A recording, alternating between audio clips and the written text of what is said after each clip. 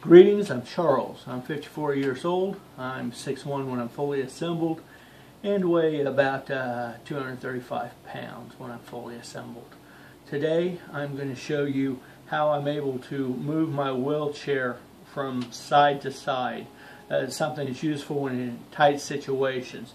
Of course, this is something that don't have to do very often.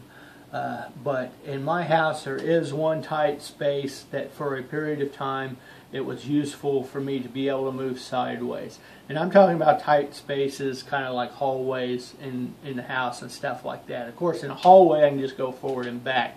But my situation here is that I'm sitting at the bottom of my staircase, sitting in my wheelchair, and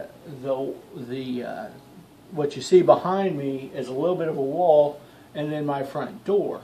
So there's just, maybe 6 inches or something extra space, including the front and the back, for me to set my wheelchair. But for a while I definitely needed, it was very helpful for me to start so I can get up the stairs where I was already at the stairs, where my wheelchair is at the bottom of the steps. So the big trick, of course, in a space this tight is how do I maneuver a wheelchair in a reasonable fashion.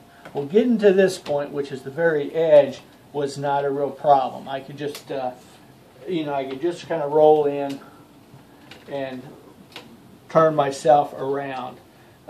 It's real easy just to make a 90-degree turn right under your butt, since the steering is right here, literally in the hands. But I'd really like to move this wheelchair farther over this way, but I didn't really have enough room to go in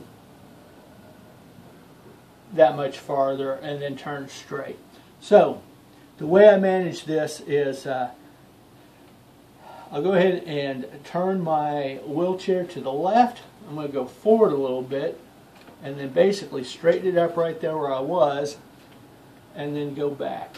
And then I turn to the left, I go forward, and then I turn to straighten up, and then I'll go back.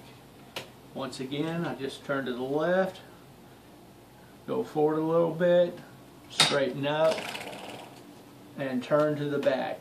Now the tighter the space, of course, the less movement you can make at any given time.